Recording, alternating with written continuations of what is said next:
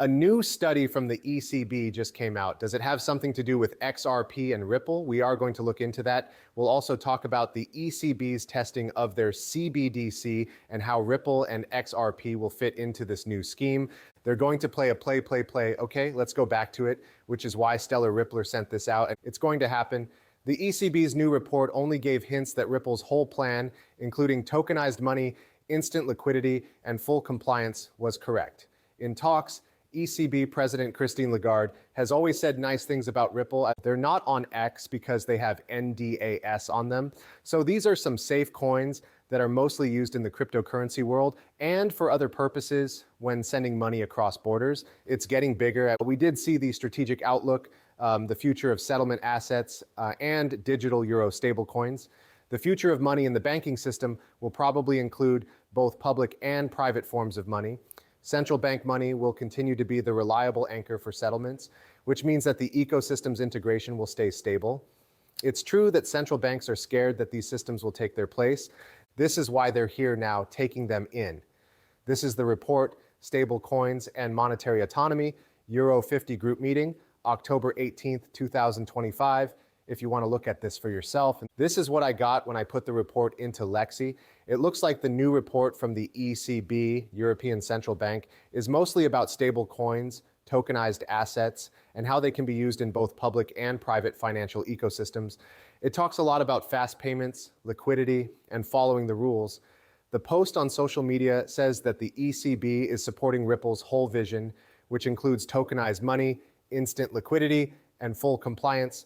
However, neither Ripple nor XRP are mentioned directly in the story or any of the images. Please excuse me, I'm not sure.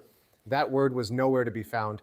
The ECB does stress the importance of growing the global stablecoin market and their growing use in the crypto asset environment, such as for cross-border payments and institutional liquidity. People should know about the large amount of traditional financial assets that are held by stablecoin issuers, which means that they can work with big money market funds. The ECB wants to come up with new ways for payments to work across Europe that are fast, available 24 hours a day, 7 days a week, and fully compliant with all rules. These new ways should allow public and private payments to work together. The word full compliance is interesting here for a good reason. A lot of the things that Ripple does with their technology stack are fully legal for banks. Cross-border legal and regulatory problems are something the ECB thinks about, and they stress how important it is to have accepted central bank money as a settlement anchor. I did want to show you some Lord Belgrave stuff, and then I have the real tests that the European Central Bank is doing on the ledger. Ripple's technology is being tested right now by the European Central Bank. We'll talk more about that in a moment. Lord Belgrave says, "Over the years, I've been to meetings that almost no one outside of politics and finance has ever seen. I believe there is a mistake. There were ECB officials, executives from big European banks, Ripple executives, and even people with ties to Musta's new business. This conversation wasn't about ideas. It's about how the new financial standards infrastructure works, how it can work with other systems, and how liquid it is. I've said it before. Transformation doesn't happen when the news reports it. It gets there by aligning. Before he took over X, Elon Musk was already interested in autonomous payments. The infrastructure strategy that Ripple has been hinting at fits very well with what he has quietly built over the years. Instant movement of value across borders. Now that he's in charge of one of the biggest platforms for contact and money transfers in the world, a big thing is about to happen. I'll tell you what I know when the time is right. He also talked about things that Ripple did in 2018 that were linked to the ECB. Look at this. TIPS Target, instant payment settlement, is a new method that the European Central Bank is putting into use. Instant euro payments 24 hours a day, 7 days a week, but take a closer look. Words used when they were used, and the NDAs all point to a different story that has to do with Ripple and XRP. The November 2018 press statement said that TIPS lets people and businesses send money in real time, 24 hours a day, 7 days a week, 365 days a year. That's where most people stopped reading. And in the technical add-ons, they hid words and terms like liquidity optimization across multi-currency corridors, protocol-neutral settlement frameworks, and compliance metadata inseparable from transaction finality. You can tell those words aren't there by chance if you read Ripple's NDAS. It matters what's going on. PSD2 told banks in 2017 that they had to open APIs and improve their payment systems by 2018. The ECB had to show that it could build the facilities needed to meet that regulatory requirement. It was already being said that RippleNet was PSD2 compliant. TIPS was institutionally similar, and it's clear that the two languages share some words. I plan to meet with the ECB in Brussels at the end of 2018. Ripple was there, but it wasn't called crypto. Instead, it was known as real-time gross payment through the neutral bridge asset. It didn't say XRP on the slides. It said that the neutral asset layer would allow for dramatic closure. Sorry, that's a strange word. Those of us who have seen Ripple's private DEX saw it right away. Even more was said in the NDA terms.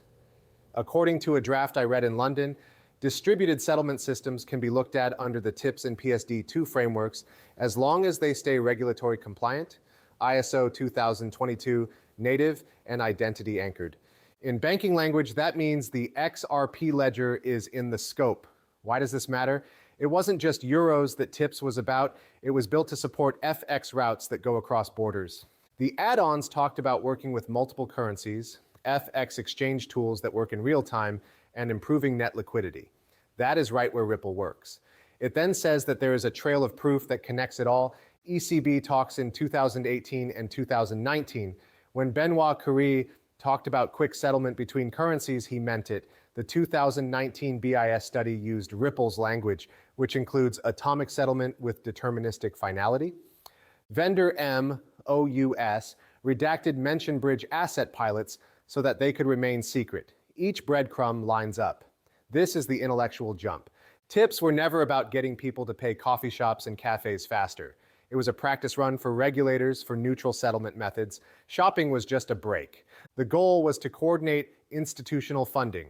From what I can remember, I was in the compliance checks. The ECB's formal line says that euros are equal right away. The private line TIPS are similar to basic corridors for multiple currencies. Identity-anchored regulators for hearing in words. It's easy to spot Ripple's prints. Right? Putting these pieces together, I'm just going through these 2017 SD2APIS. The ECB released TIPS in 2018. The protocol-free language. Ripple is already making its case to the ECB meeting. NDAs talk about ISO 20022 original identity, anchored settlement rules, and by 2019, BIS papers will also use Ripple's structure. There's no chance in this. It's dance moves. He then says, we did talk about this. Before I showed you this, I did want to show you some of these links.